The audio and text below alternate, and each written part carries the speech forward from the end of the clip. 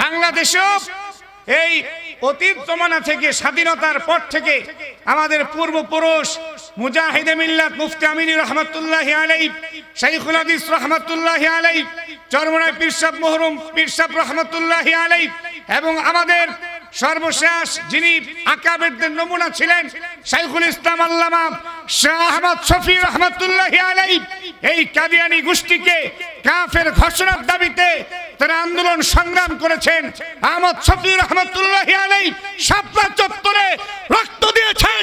আবার যদি রক্ত দিতে হয়, কারা কারা রক্ত দেওয়ার জন্য প্রস্তুত আছেন? দুটি হাত তুলে আল্লাহকে দেখায় দেন। নারে তাকবীর। আল্লাহ পাক কবুল করেন, বলেন আমিন। সুতরাং কাদিয়ানীরা কাফের, এটা যারা মানবে না তারাও কাফের। ঈমান যদি আনতে চান এই বিশ্বাস ঠিক রাখতে হবে। সুম্মা লা তুসআলুন্না ইয়াওমাইযিন আনিন নাঈম।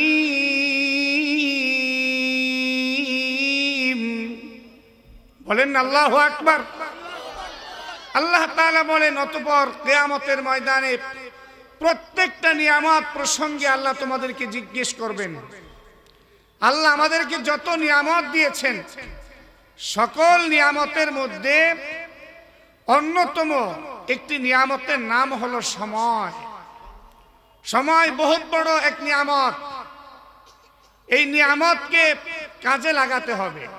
হাদিস শরীফের মধ্যে আছে, কিয়ামতের দিন যাদেরকে আল্লাহ জান্নাত দিবেন, জান্নাতে যাওয়ার পরে তাদের কোনো আফসোস থাকবে না, কিন্তু একটা বিষয়ে তারা আফসোস করবে, বলবে হায় দুনিয়াতে ওই দারুত তারবিয়া মাদ্রাসা চট্টগ্রামের উদ্যোগে মাহফিল হয়েছিল, ওই মাহফিলে গিয়ে যদি একটু সময় কাজে লাগাইতাম, একবার সুবহানাল্লাহ বলতাম, একবার আলহামদুলিল্লাহ বলতাম, একবার আল্লাহু আকবার বলতাম, একবার লা ইলাহা ইল্লাল্লাহর জিকির করতাম, তাহলে আজকে জান্নাতের মধ্যে আমার মর্যাদা আরেকটু উপরে থাকতো। এই আফসোস সেদিন হবে। তাই প্রিয় ভাইয়েরা, আশেপাশে যারা আছেন মেহেরবানি করে মাহফিলের প্যান্ডেলে চলে আসেন, সময়কে কাজে লাগান। আল্লাহ এই সময় নামক নিয়ামত প্রসঙ্গে কিয়ামতের দিন আপনাকে জিজ্ঞেস করবেন। আল্লাহ সময়কে দামি বানানোর জন্য সময়ের কসম খাইলেন, ওয়াল আসর, সময়ের কসম। তারপরে রব্বুল আলামিন বললেন, ইন্নাল ইনসানা লাফি খুসর, নিশ্চয় অবশ্যই সকল মানুষগুলো ক্ষতির মধ্যে ডুবে আছে। নিশ্চয় অবশ্যই সকল মানুষগুলো ক্ষতির মধ্যে ডুবে আছে। রাস্তা দিয়ে আপনি হেঁটে যাচ্ছেন, রাস্তার ময়লা আপনার কাপড়ে লাগছে, এটা হলো একটা বিষয়। আরেকটা বিষয় হলো আপনি রাস্তা দিয়ে হেঁটে যাচ্ছেন, ময়লার যে ড্রেন, এই ড্রেনের মধ্যে আপনি পড়ে গেছেন। দুইটা কি এক না ভিন্ন? একটা হলো ক্ষতিগ্রস্ত হওয়া, আরেকটা হলো ক্ষতির মধ্যে ডুবে থাকা। দুইটা দুই জিনিস। আল্লাহ বললেন যে সকল মানুষ ক্ষতির মধ্যে ডুবে আছে, ক্ষতিগ্রস্ত না, বরং ক্ষতির মধ্যে তারা ডুবে আছে। ইন্নাল ইনসান, আল্লাহ রাব্বুল আলামিন নির্দিষ্টভাবে কোন দেশের মানুষের কথা বলেন নাই। আল্লাহ তাআলা মক্কা মদিনার মানুষের কথা বলেন নাই। আল্লাহ তাআলা আমেরিকার মানুষের কথা বলেন নাই। তিনি আসমানের নিচে জমিনের উপরে সকল মানুষের কথা বলেছেন। বাংলাদেশের মানুষের কথা বললেন, চট্টগ্রামের কথা বললেন। রব্বুল আলামিন বললেন, নিশ্চয় অবশ্যই সকল মানুষগুলো ক্ষতির মধ্যে ডুবে আছে। তারপরে আল্লাহ বললেন, ইল্লা, তবে শোনো, তারা না যারা 4 গুণে গুণান্বিত হবে, 4টি কর্মসূচি বাস্তবায়ন করবে। আল্লাহ তাআলা বললেন, তারা ক্ষতির মধ্যে নাই, আমি আল্লাহ তাদেরকে সফল কাম বানাইয়া দিব। সুবহানাল্লাহ। কয় গুণ অর্জন করলে আল্লাহ সফল কাম বানাইব? হাত উঠান। কয় গুণ? 4 গুণ। রব্বুল আলামিন বললেন, ইল্লাল্লাযীনা আমানু ওয়া আমিলুস সালিহাত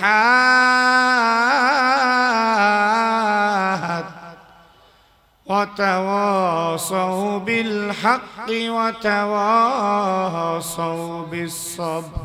পড়েন আল্লাহু আকবার। রব্বুল আলামিন বললেন, 4 গুণে যারা গুণান্বিত হবে, 4টি আমল যারা করবে, তারা ক্ষতিগ্রস্ত হবে না, ক্ষতির মধ্যে ডুবে থাকবে না, তারা সফল কাম হয়ে যাবে।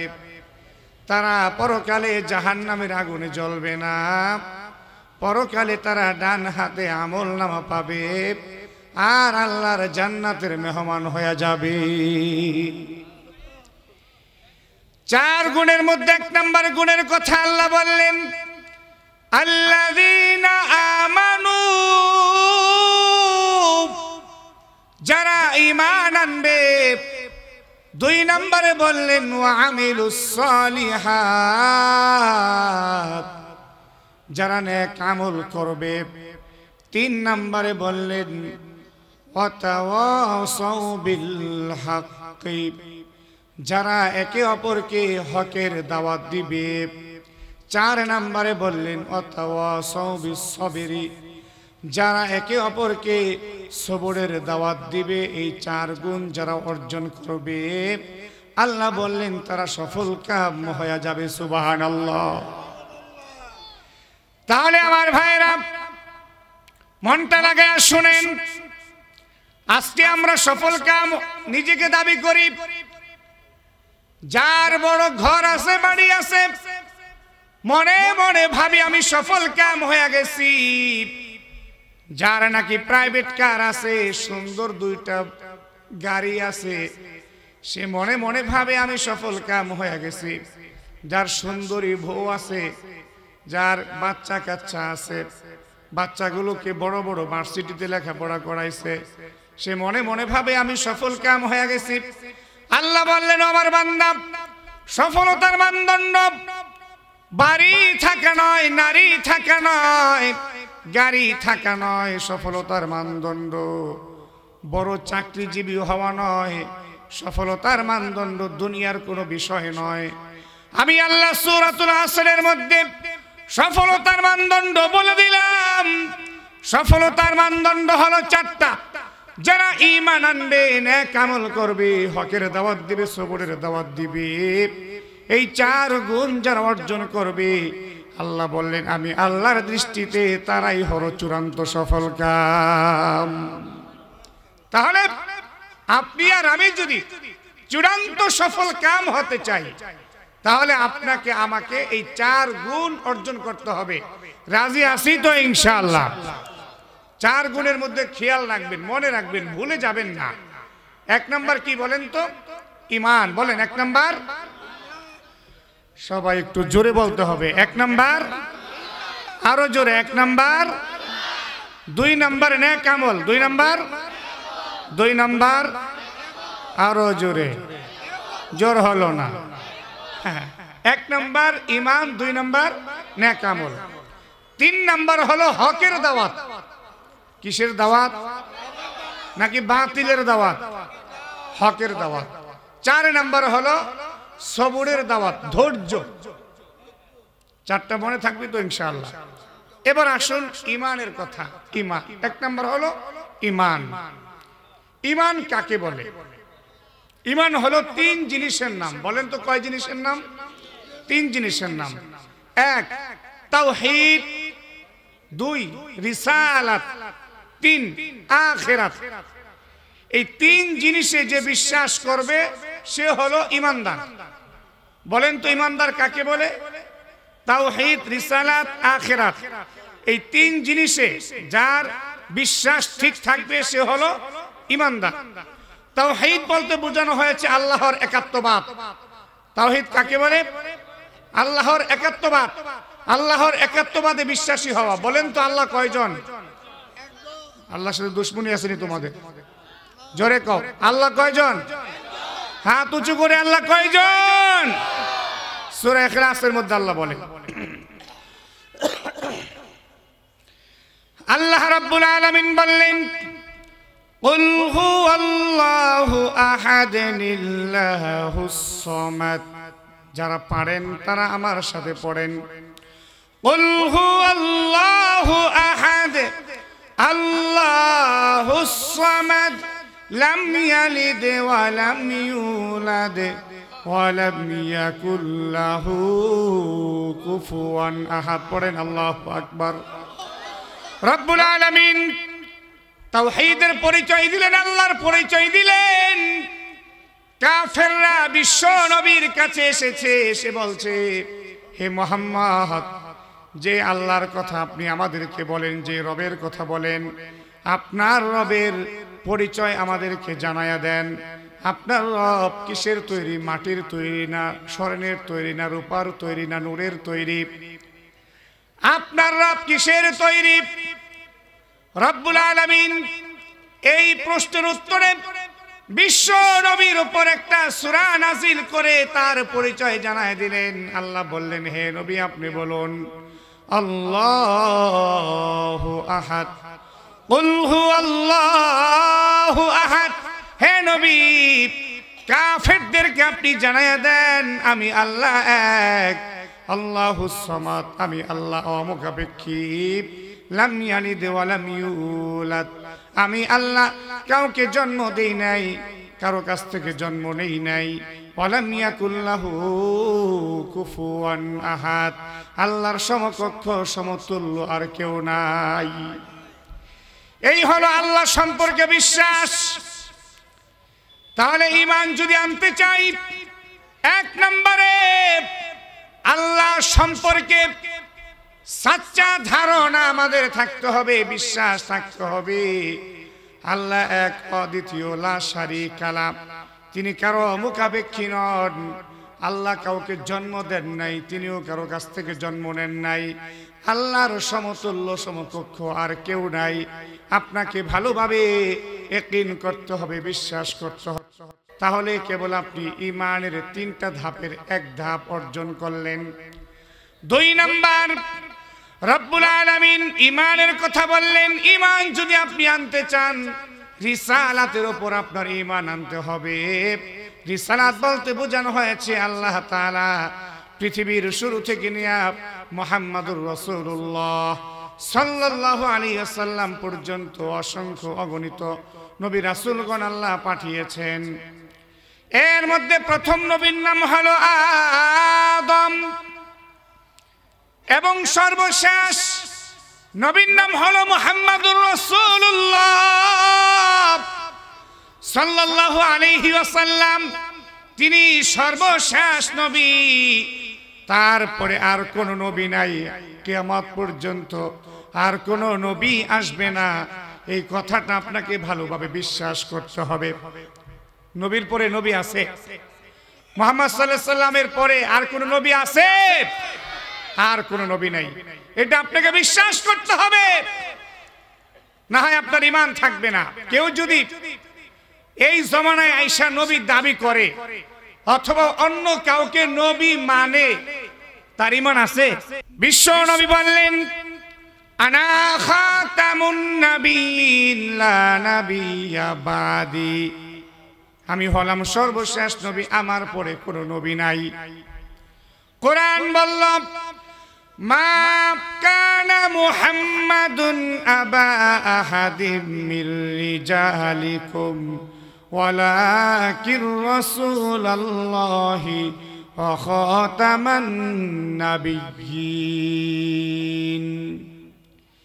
রব্বুল আলামিন বললেন, মুহাম্মদ সাল্লাল্লাহু আলাইহি সাল্লাম তোমাদের মধ্যে কারো পিতা নন, তিনি হলেন আল্লাহ রাব্বুল আলামিনের রাসূল, তিনি খাতামুন নাবিয়্যিন, তারপরে কোনো নবী নাই। নবীর ঘোষণা, কোরআনের এই ঘোষণার পরে কোন ব্যক্তি যদি নিজেকে নবী দাবি করে অথবা অন্য কাউকে নবী মানে, সে হলো কোরআন অস্বীকারী, হাদিস অস্বীকারী। কোরআন আর হাদিস অস্বীকার করার কারণে ওই ব্যক্তি কাফের হয়ে গেছে, কোনো সন্দেহ নাই। ঠিক না ঠিক? সুতরাং বর্তমান সময়ে কাদিয়ানি গোষ্ঠী বাংলাদেশে যারা আছে, আসেনি? কাফের না মুসলমান? জোরে কর না, কাফের না মুসলমান? কোন সন্দেহ আছে? রাষ্ট্রীয়ভাবে তাদেরকে কাফের ঘোষণা করা দরকার আছে কি নাই? বিশ্বের অনেক মুসলিম রাষ্ট্রে তাদেরকে সরকারিভাবে কাফের ঘোষণা করা হয়েছে। বাংলাদেশেও এই অতীত জমানা থেকে, স্বাধীনতার পর থেকে আমাদের পূর্বপুরুষ মুজাহিদে মিল্লাত মুফতি আমিনী রহমাতুল্লাহি আলাইহি, শাইখুল হাদিস রহমাতুল্লাহি আলাইহি, চরমনাই পীর সাহেব মহরুম পীর সাহেব রহমাতুল্লাহি আলাইহি এবং আমাদের সর্বশেষ যিনি আকাবেরদের নমুনা ছিলেন শাইখুল ইসলাম আল্লামা শাহ আহমদ শফি রহমাতুল্লাহি আলাইহি, এই কাদিয়ানি গোষ্ঠীকে কাফের ঘোষণার দাবিতে তারা আন্দোলন সংগ্রাম করেছেন। আহমদ শফি রহমাতুল্লাহি আলাইহি শাপলা চত্বরে রক্ত দিয়েছেন। আবার যদি রক্ত দিতে হয়, কারা কারা রক্ত দেওয়ার জন্য প্রস্তুত আছেন? দুটি হাত তুলে আল্লাহকে দেখায় দেন। নারে তাকবীর! আল্লাহ পাক কবুল করেন, বলেন আমিন। সুতরাং কাদিয়ানীরা কাফের, এটা যারা মানবে না তারাও কাফের। ঈমান যদি আনতে চান, এই বিশ্বাস ঠিক রাখতে হবে। 3 নাম্বার, ঈমানের 3 নাম্বার ধাপ, আখিরাত, কিয়ামত হবে, ভালো মন্দের হিসাব দিতে হবে, এই বিশ্বাস রাখতে হবে। কিয়ামত সংগঠিত হবে, এই পৃথিবী থাকবে না। কুল্লু মান আলাইহা ফান ওয়া ইয়াবকা ওয়াজহু রাব্বিকা যুল জালালি ওয়াল ইকরাম। আল্লাহ তাআলা বলেন, সব কিছু ফানা ফানা হয়ে যাবে, মিসমার হয়ে যাবে, বাকি থাকবে একজন, তিনি হলেন আল্লাহ। তিনি কে? জোরে কন্যা, তিনি কে?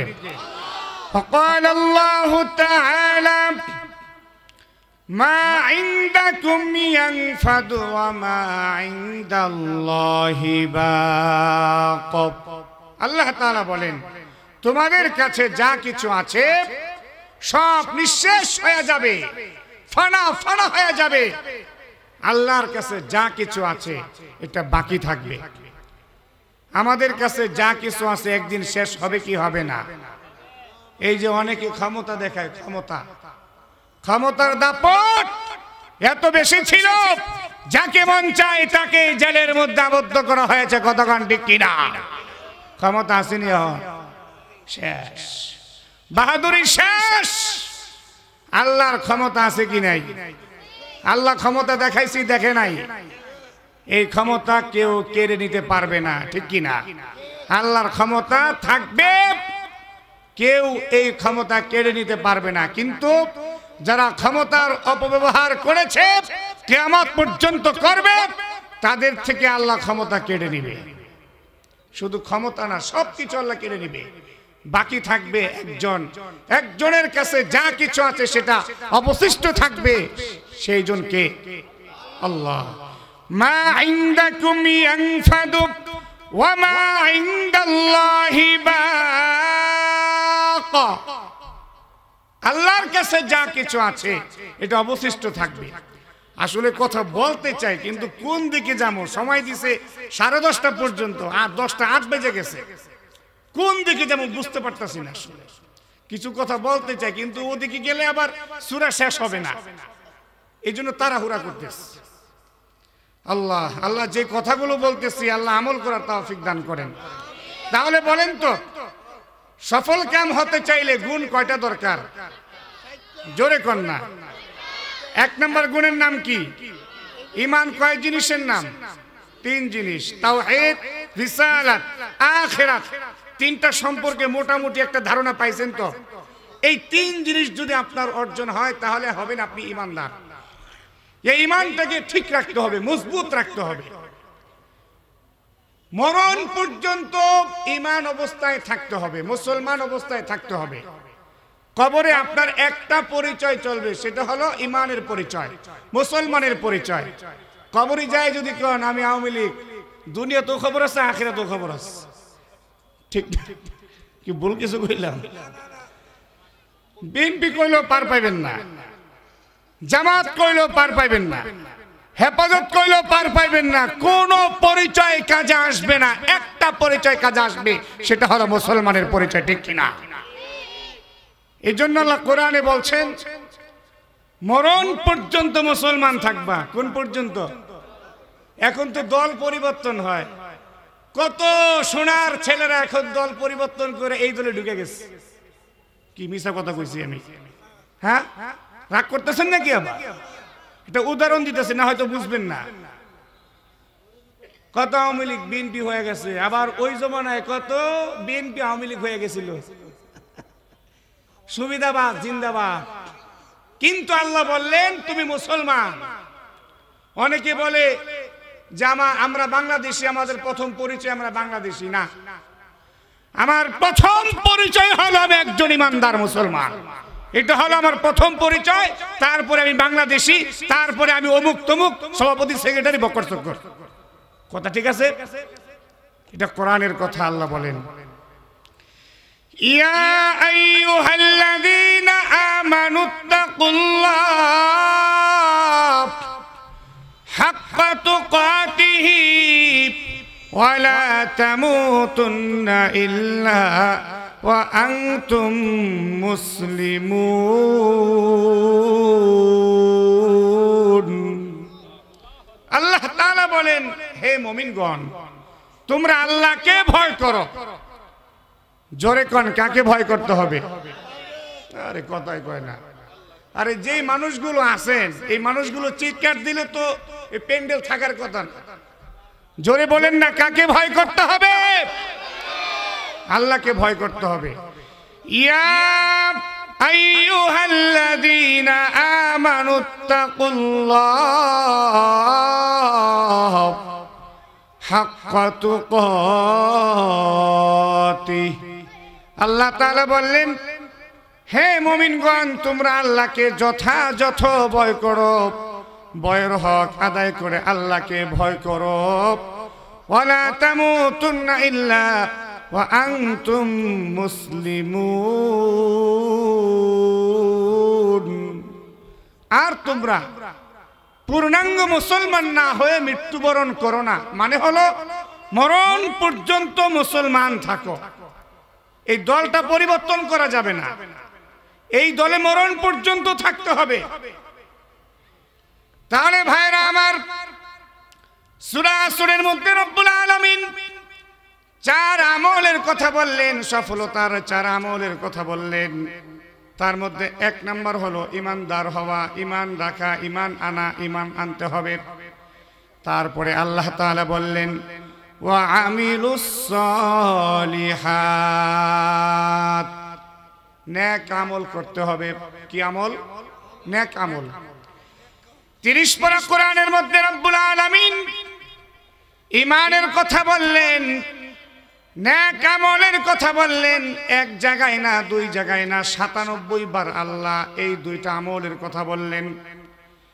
মানে হলো আপনার ঈমান আছে, নেক আমল নাই, সফলতা লাভ করতে পারবেন না, পরকালে আপনি জাহান্নাম থেকে মুক্তি লাভ করতে পারবেন না। আরেকজনের নেক আমল আছে, ঈমান নাই, কাজ হবে না।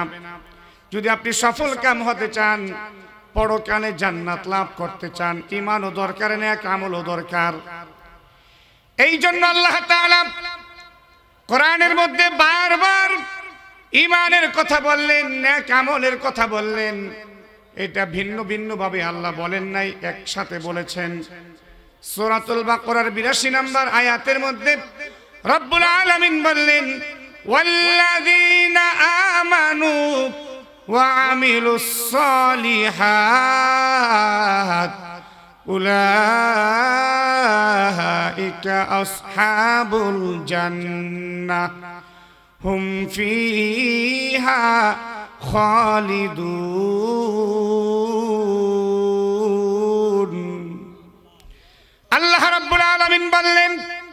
যারা ঈমান আনবে এবং নেক আমল করবে উলাইকা আসহাবুল জান্নাহ, পরকালে তারা জান্নাতের মালিক হয়ে যাবে।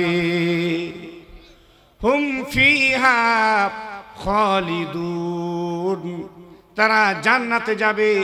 জান্নাতে যাবে 1 বছরের জন্য না, 2 বছরের জন্য না। দুনিয়ার মধ্যে মানুষগুলো মাথার ঘাম পায়ে ফেলাইয়া কষ্ট করে টাকা রুজি করে ইনকাম করে বিদেশে যায়, তারপরে বিল্ডিং বানায়, সুন্দর সুন্দর বাড়ি বানায়। কেউ বাড়িতে ঢোকার কারো সৌভাগ্য হয়, আবার কারো সৌভাগ্য হয় না। কেউ 1 বছর বসবাস করে, 2 বছর বসবাস করে, তারপরে মরণ হয়ে যায়, কবরের মধ্যে চলে যায়। কিন্তু আল্লাহ তাআলা বললেন, আমার বান্দা দুনিয়ার মধ্যে ঈমানের মেহনত করবা, নেক আমলের মেহনত তুমি করবা। ঈমান আর নেক আমলের মেহনত যদি করে আমার কাছে আসতে পারো, আমার বান্দা আমি তোমাকে কথা দিলাম, আমি আল্লাহ আমি তোমাকে জান্নাতের মালিক বানায়া দিব। ওই জান্নাতের মধ্যে তুমি কয় বছর থাকবা? হুম ফিহা খালিদুন, চিরকাল থাকবা, অনন্তকাল থাকবা। আমি আল্লাহ যতদিন থাকবো তুমিও জান্নাতে ততদিন থাকবা। আল্লাহ যতদিন থাকবেন তুমিও জান্নাতে ততদিন থাকবা। তা আল্লাহর থাকার কোনো শেষ নাই, তার কোনো জীবন মরণ হবে না, তিনি অনন্তকাল থাকবেন, আপনিও জান্নাতে অনন্তকাল থাকবেন। জান্নাতে আপনার মরণ হবে না, আপনাকে জান্নাত থেকে বের করাও হবে না। সুবহানাল্লাহ। এই জন্য আমার ভাইরা, ঈমান আর নেক আমল এই দুইটা জিনিস হলো গুরুত্বপূর্ণ। নিজেকে রক্ষা করার জন্য, নিজেকে সফল কাম হিসাবে গড়ে তোলার জন্য এই দুইটা বিষয় আপনাকে খুব গুরুত্ব সহকারে অর্জন করতে হবে। সূরা কাহফের মধ্যে রব্বুল আলামিন আরো বলছেন যে ঈমান আর নেক আমলের গুণে যারা গুণান্বিত হবে তাদেরকে তো আমি আল্লাহ জান্নাত দিব। জান্নাতের কিছু কোয়ালিটি আছে, স্তর আছে। জান্নাত কয়টা ভাই?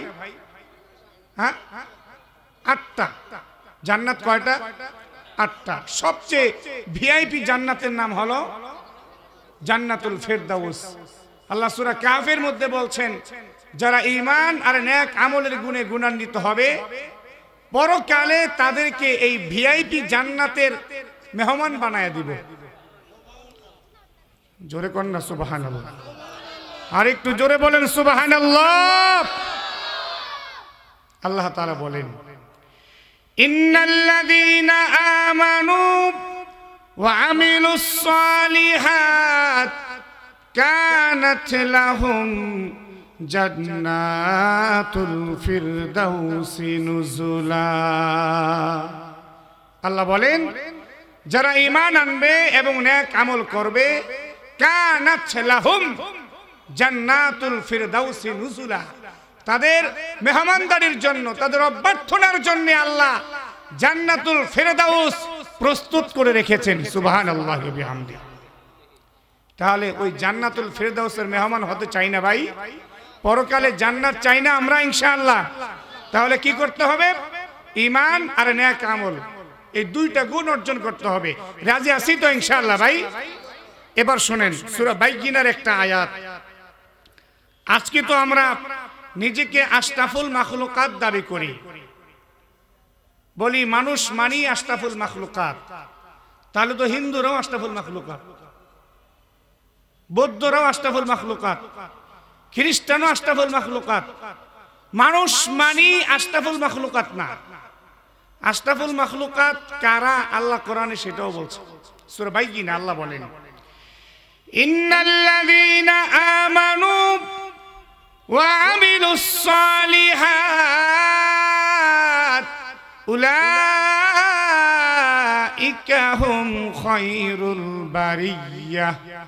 আল্লাহ তাআলা বলেন, যারা ঈমান আনবে এবং নেক আমল করবে উলাইকা হুম খায়রুল বারিয়াহ, এই ঈমান আর নেক আমলের গুণে গুণান্বিত বান্দারা সৃষ্টি জগতের সেরা। সুবহানাল্লাহ। সৃষ্টি জগতের সেরা। উলাইকা হুম, এই সকল মানুষ খায়রুল বারিয়া, সৃষ্টি জগৎ। তাহলে আপনি যদি সৃষ্টি জগতের সেরা হতে চান, অর্থাৎ আশরাফুল মাখলুকাত হতে চান, তাহলে ঈমান আর নেক আমল এই দুই গুণ অর্জন করতে হবে। এই দুই গুণ যদি আপনি অর্জন করেন তাহলে কি হবে? রব্বুল আলামিন বললেন, জাযাউহুম ইনদা রাব্বিহিম জান্নাতু আদনিন তাজরি মিন তাহতিহাল আনহার الأنهار خالدين فيها أبدا رضي الله عنهم ورضوا عنه ذلك لمن خشي ربه। আল্লাহ তাআলা বলেন, তাদের রবের পক্ষ থেকে তাদের জন্য পুরস্কার রয়েছে ওই সকল মানুষের জন্য যারা ঈমান আনবে, নেক আমল করবে। কি পুরস্কার? আল্লাহ বলেন, জান্নাতু আদন তাজরি মিন তাহতিহাল আনহার, এমন জান্নাত যে জান্নাতের তলদেশ দিয়া নদী প্রবাহিত হতে থাকবে। সুবহানাল্লাহ। কিসের নদী? এই কর্ণফুলী মতো নদীর মতো নদী, পদ্মা নদীর মতো পানি, না বুড়িগঙ্গার মতো? আল্লাহ কয় একটাও না। সেই জান্নাতের নদী হবে এত চমৎকার নদী। দুনিয়ার মধ্যে নদীর পানি কোনোটা ঘোলা, কোনোটা পরিষ্কার, কোনোটা ময়লা, কোনোটা তিতা, কোনোটা মিষ্টি। কিন্তু আল্লাহ বলে, আমি জান্নাতের মধ্যে যে নদী বানাবো এগুলো হবে দুধের নদী। সুবহানাল্লাহ। শরবতের নদী, মধুর নদী। ওই নদীর পানি যত খাইবেন ততই খেতে মন চাইবে। এই নিয়ামতগুলো যদি আমরা পেতে চাই তাহলে আমাদেরকে এই দুইটা গুণ বিশেষভাবে অর্জন করতে হবে। 30 পারা কোরআনের সর্বশেষ আল্লাহ ঈমান আর নেক আমলের কথা বললেন এই সূরা আসরের মধ্যে। রব্বুল আলামিন বললেন, ইন্নাল ইনসানা লাফি খুসরিন, নিশ্চয় অবশ্যই সকল মানুষগুলো ক্ষতির মধ্যে ডুবে আছে, তবে তারা নয়, তারা নয় যারা 4 গুণে গুণান্বিত হবে। 1 নম্বরে আল্লাহ বলেন, আল্লাযীনা আমানু, যারা ঈমান আনবে। 2 নম্বরে বলেন, ওয়া আমিলুস সলিহাত, নেক আমল করবে। আমার কথা কি বুঝে আসছে ভাই? এখন একটা প্রশ্ন, এই যে ঈমানের কথা শুনলাম এটা বুঝে আসছে না? নেক আমলের কথা বললাম, এখন নেক আমল কাকে বলে এটা একটু জানা দরকার আছে কি নাই? নেক আমল জিনিসটা কি আসলে? এটা শোনার আগে, উত্তরটা শোনার আগে কোরআনের একটা আয়াত শোনেন। আল্লাহ তাআলা বলেন, মা আতাকুমুর রাসূলু ফাখুযুহু ওয়া মা নাহাকুম আনহু ফান্তাহু ওয়াত্তাকুল্লাহ ইন্নাল্লাহা শাদীদুল ইকাব। আল্লাহ তাআলা বলেন, তোমাদের রাসূল তোমাদের কাছে যা কিছু নিয়ে এসেছে ফাখুযুহু, সেটা তোমরা আঁকড়ে ধরো। ওয়া মা নাহাকুম আনহু ফান্তাহু, আর রাসূল তোমাদেরকে যা কিছু করতে নিষেধ করলেন সেটা তোমরা বর্জন করো। তাহলে কথা ক্লিয়ার।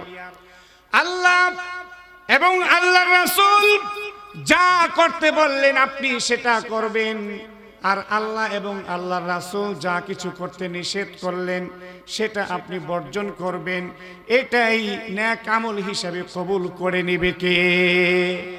আল্লাহ তাআলা কবুল করবেন। তাহলে এবার একটু ক্লিয়ার হন, আল্লাহ কি করতে বললেন। একজন ইমানদারের জন্য রব্বুল আলামিন 1 নম্বর হুকুম করেছেন, 5 ওয়াক্ত নামাজ তুমি আদায় করবা। 5 ওয়াক্ত নামাজ আপনি আদায় করবেন, এটা হলো নেক আমল।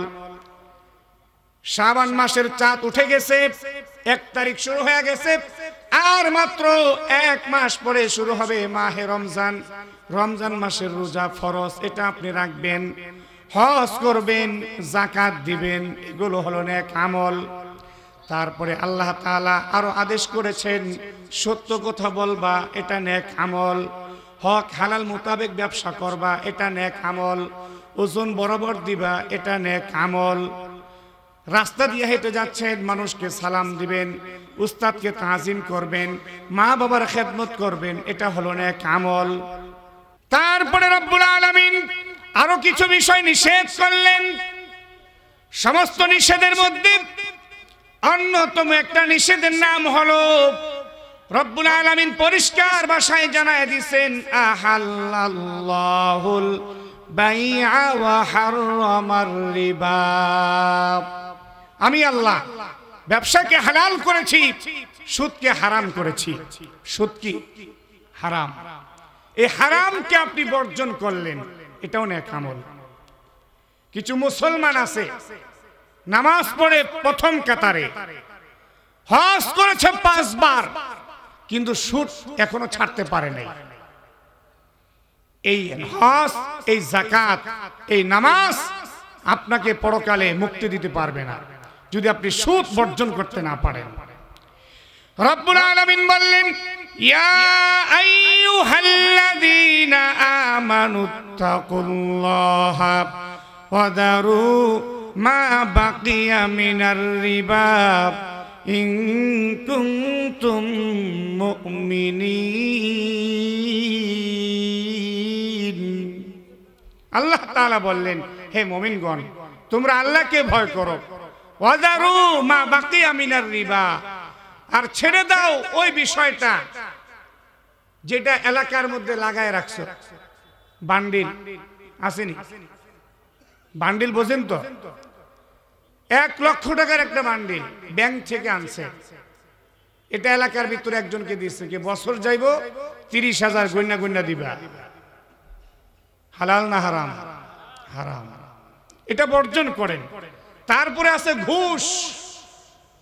ঘুষ না দিলে মামলা থেকে নিষ্পত্তি পাওয়া যায় না, ঘুষ না দিলে ন্যায় বিচার পাওয়া যায় না, আছে কি নাই? রাসূল বলছেন, আর রাশি ওয়াল মুরতাশি ফিন্নার। ঘুষ যে দিবে, যে নিবে, দুটোই জাহান্নামী। সুতরাং ঘুষ বর্জন করা এটাও নেক আমল। এমনি ভাবে আল্লাহ তাআলা আরো অনেক নিষেধের কথা বলছেন, আল্লাহ রাসূল নিষেধের কথা বলছেন। আজকাল যুবকরা নেশা করে, নেশা, এই নেশা বর্জন করা এটাও নেক আমল। মুআজ ইবনে জাবাল রাদিয়াল্লাহু তাআলা আনহু এক সাহাবী, এই সাহাবী বলেন, আওসানি রাসূলুল্লাহ সাল্লাল্লাহু আলাইহি সাল্লাম বিআশরি কালিমাতিন।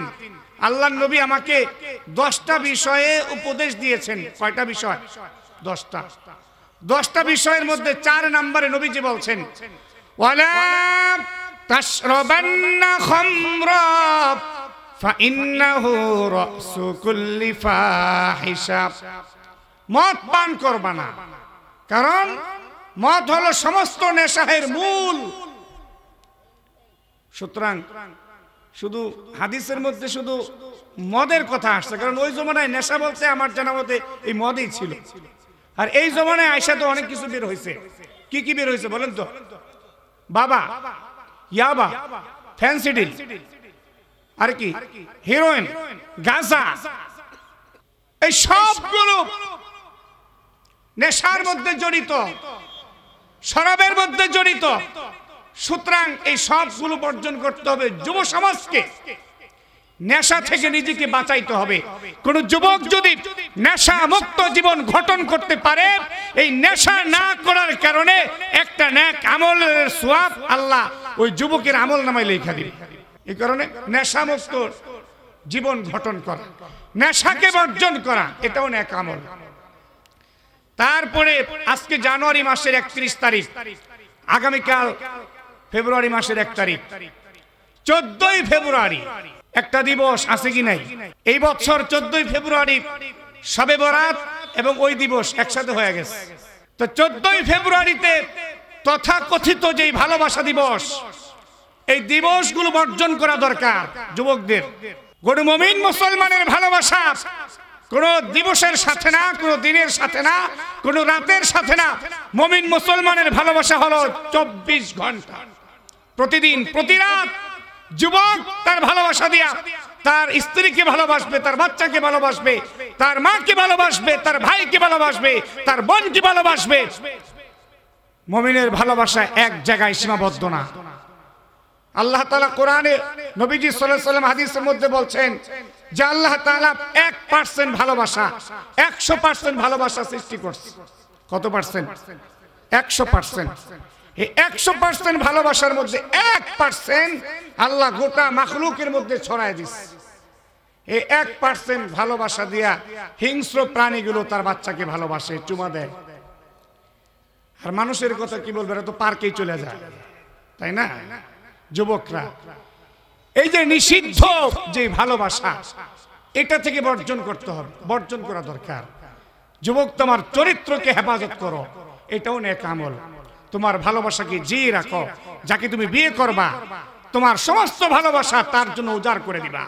তোমার এই ভালোবাসা মহব্বত, এই মহব্বতের নজরে তুমি তোমার মায়ের চেহারার দিকে তাকাও।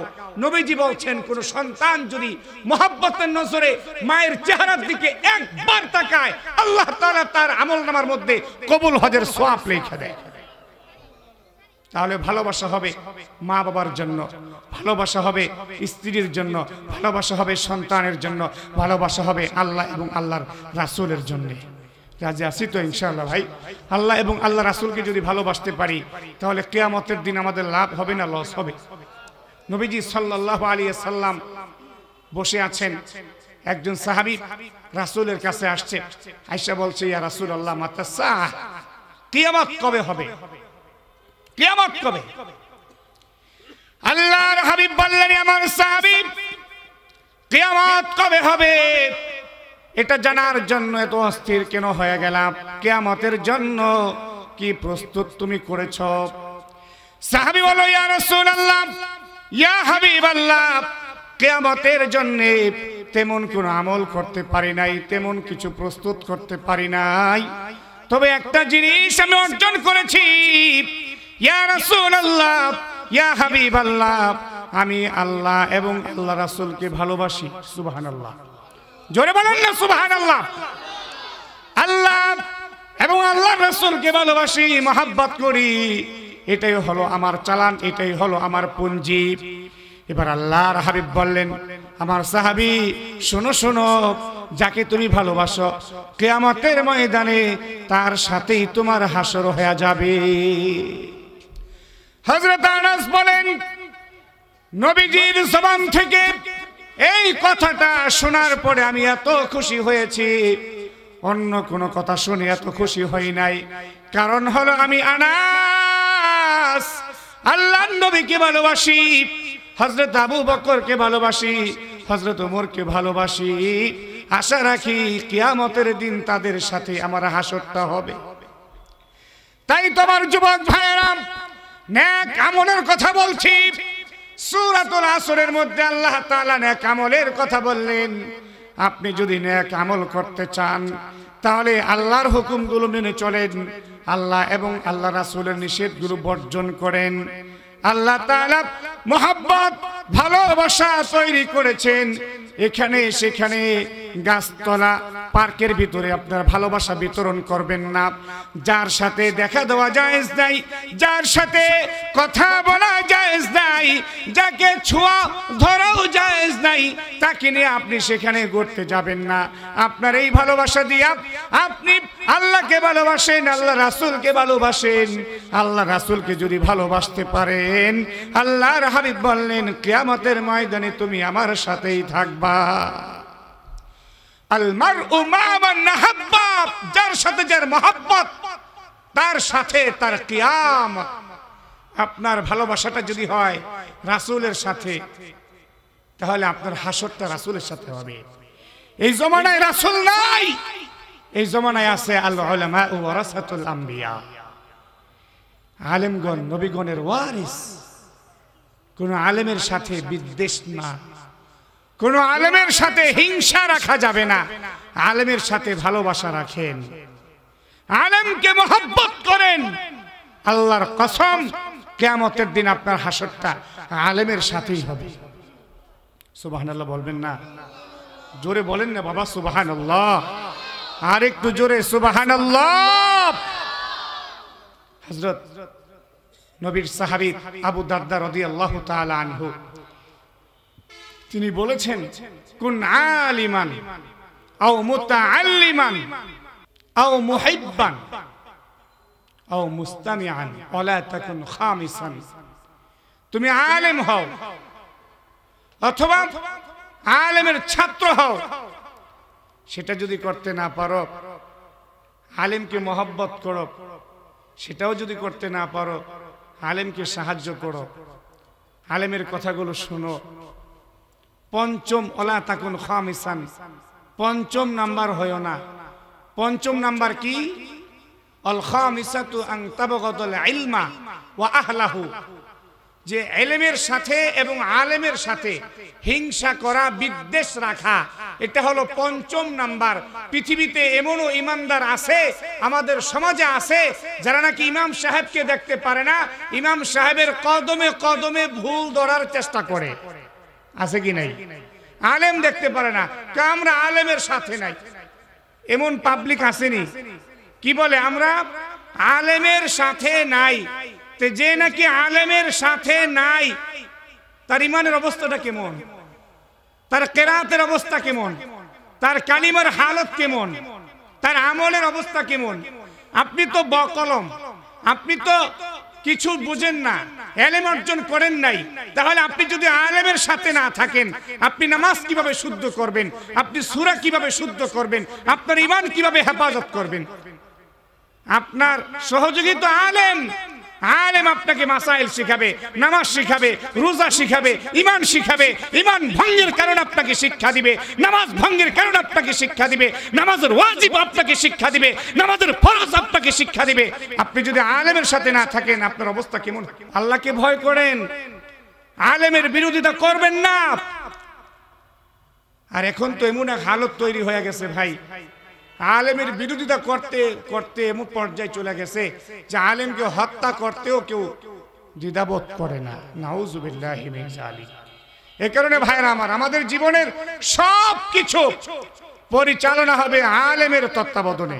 রাজি আছি তো ভাই? ইনশাআল্লাহ, ইনশাআল্লাহ। আল্লাহ তাআলা আমাদেরকে তৌফিক দান করেন, বলেন আমিন। তাহলে আমাদের প্রধান আলোচক চলে আসছেন, আল্লামা উবাইদুল্লাহ হামজা দামাত বরকাতুহুম, বারাকাল্লাহু ফি হায়াতি। আমি শেষ করে দিচ্ছি 1 মিনিটের মধ্যে। এদিকে তাকান, সূরা আসরের মধ্যে আল্লাহ তাআলা 4 গুণের কথা বলছেন। কয় গুণ? 4 গুণের কথা বলছেন। 1 নাম্বার গুণের কথা বলছেন ঈমান, 2 নাম্বার নেক আমল। এই দুইটা হলো নিজের জন্য, বাকি 2টা গুণ আছে, এটা হলো আমাদের পরিবার, সমাজ, রাষ্ট্রের জন্য। অথবা সবিল হক, হকের দাওয়াত দেওয়া, এবং অথবা সবরের দাওয়াত দেওয়া। এই 2টা গুণ আমাদের অর্জন করতে হবে। বাকি 2টা গুণের কথা যদি আরেকদিন দেখা হয় বলবো ইনশাআল্লাহ। আল্লাহ তাআলা আমাদের সকলকে আমল করার তৌফিক দান করেন। আল্লাহ তাআলা এই গুণগুলো অর্জন করে চূড়ান্ত সফল কাম হওয়ার তৌফিক দান করেন, বলেন আমিন। ওয়া আখিরু দাওয়ানা আলহামদুলিল্লাহি রাব্বিল আলামিন।